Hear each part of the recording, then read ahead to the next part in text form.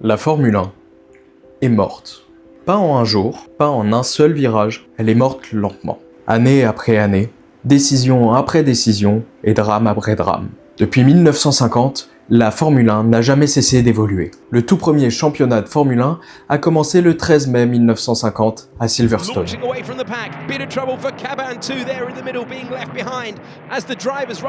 Dans une série qui comptait alors 7 manches. Dès le premier virage, ce sport a été un laboratoire géant. Pour la vitesse, pour la technique et bien plus tard pour la sécurité. Mais la Formule 1 de 1950 n'a plus rien à voir avec celle d'aujourd'hui. À l'époque, c'était pas encore une machine mondiale parfaitement calibrée. C'était un sport brut, un sport incontrôlable, et surtout un sport où les voitures semblaient vivantes, et où la mort malheureusement faisait uniquement partie du décor. Mais avant tout ça, petit retour en arrière. Retour en 1950.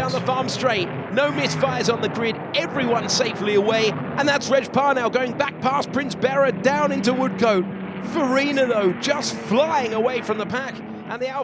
En 1950, les monoplaces sont étroites, très hautes sur roues et surtout sans aucune protection. Les pilotes assis à l'intérieur étaient presque totalement découverts. Les protections sont minimales. Et on ne parle pas encore de cellules de survie en carbone avant son arrivée en 1981. Les voitures étaient construites autour de structures en métal bien plus rudimentaires qu'aujourd'hui. Et ces structures offraient une protection très limitée. Mais dans ce chaos naissant, un nom va vite ressortir. Et ce nom-là va symboliser une époque. Mais surtout une domination. Juan Emanuel Fangio.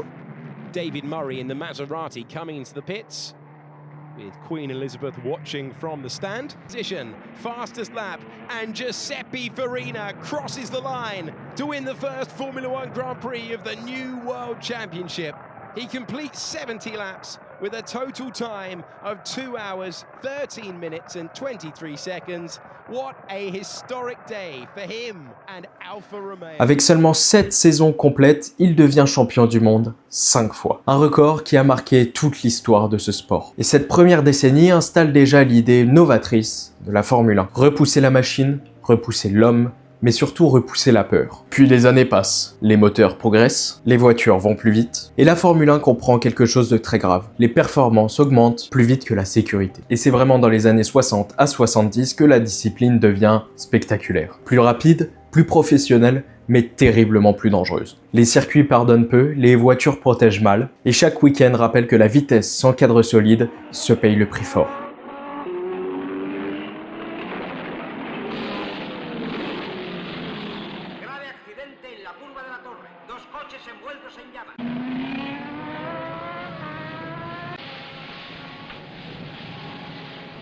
Mais la grande bascule culturelle de la sécurité, malheureusement, ne viendra pas d'un coup. Mais la mémoire collective du sport retiendra vraiment ces années-là, comme les plus spectaculaires, comme les plus magnifiques, mais surtout comme les plus impitoyables. Et arrive l'un des plus grands tournants dans l'histoire technologique de la Formule 1. En 1981, McLaren introduit la MP4/1.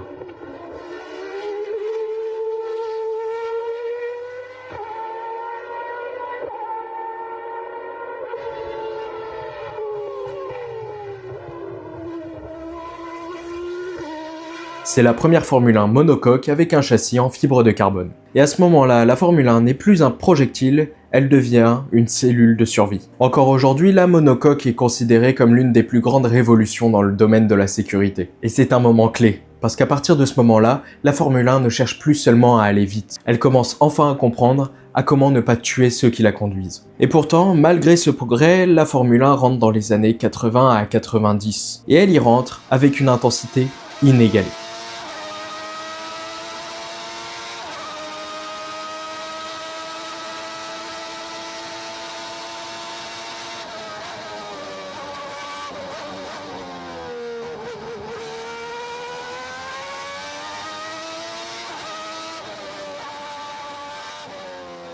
C'est l'âge des mythes, des guerres internes et aussi l'âge des légendes. Prost, Senna, Lauda et Schumacher qui viendra après eux, la F1 devient mondiale, télévisée et idolâtrée. Et ces pilotes deviennent des symboles. Et même à ce moment-là, le sport est loin d'être sauvé. Il avance seulement plus vite que ses propres limites. En 1994, le week-end d'Imola change tout. Un week-end qui devait être comme les autres, mais qui va finir en point de rupture pour toute la Formule 1. Le vendredi, Ruben Barrichello est victime d'un énorme accident.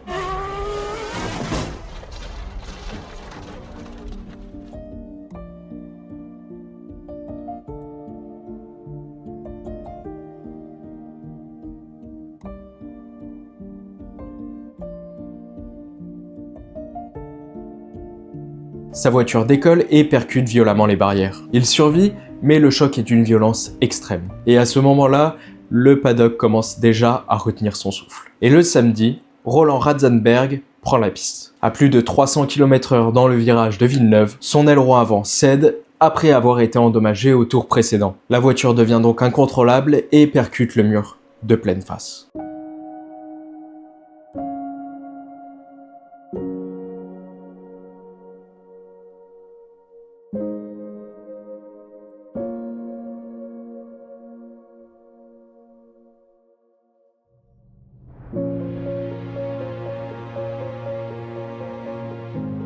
L'impact est fatal. C'est le premier décès pendant un week-end de Grand Prix depuis 1982. Et à ce moment-là, la Formule 1 réalise qu'elle n'a jamais vraiment contrôlé le danger. Elle l'a seulement repoussé. Et le dimanche, le départ est lancé. Tous les regards sont rivés sur Ayrton Senna, qui est alors triple champion du monde. Et c'est une référence absolue sur la piste. Il mène la course jusqu'au 7e tour. Et au virage ultra rapide de Tamburello, sa voiture quitte la trajectoire à plus de 300 km/h et frappe le mur sans même pouvoir ralentir. Et à cet instant, tout bascule.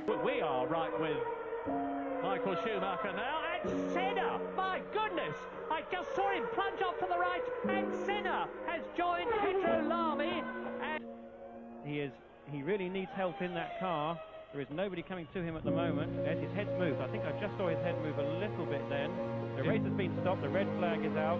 This looks a little bit like a problem with the car. As we said, Berger at this very point 4 years ago in his Ferrari. And it's where Nelson Piquet went off in the Williams some years ago in similar circumstances.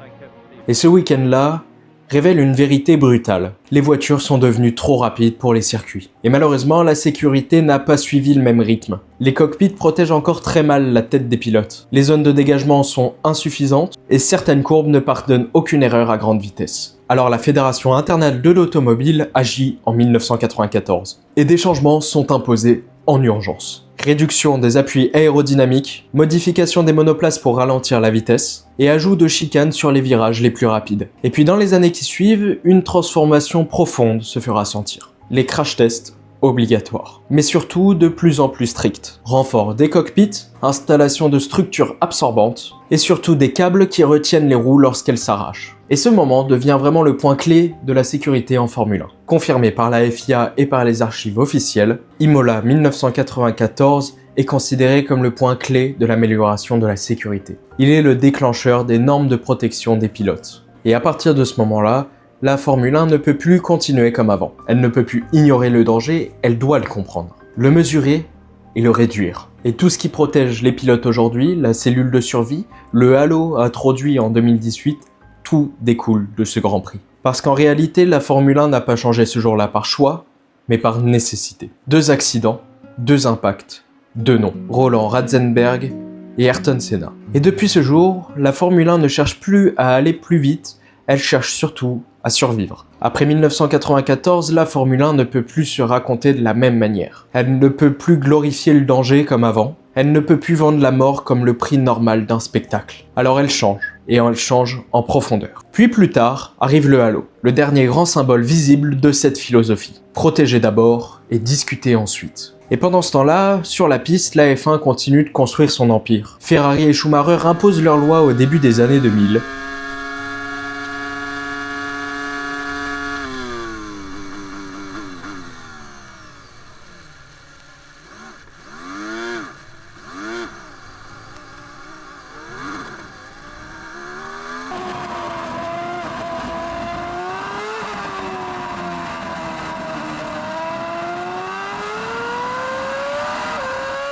Et puis d'autres cycles commencent. Renault, Red Bull et Mercedes. La domination devient presque une matière à part entière. Mais en coulisses, quelque chose est en train de se produire. La Formule 1 devient de plus en plus technique, de plus en plus réglementée et de plus en plus dépendante de l'ingénierie totale. Le pilote, certes, compte encore toujours, mais la machine, la simulation et les données occupent maintenant une place gigantesque. La discipline ne quitte pas simplement son ère romantique, elle rentre dans l'ère de la précision industrielle. Puis arrive 2014. Et en 2014, une autre rupture survient. La Formule 1 abandonne son ancien V8 atmosphérique de 2,4 litres pour des groupes propulseurs V6 hybrides, qui eux sont associés à des systèmes de récupération d'énergie. Et ce changement est pensé comme l'une des plus grosses révolutions réglementaires. Les nouvelles unités de puissance sont conçues pour être beaucoup plus efficientes, mais surtout avec une consommation strictement encadrée. Et là, beaucoup de fans sentent une cassure. Le son change, la philosophie change et le rapport à la mécanique aussi.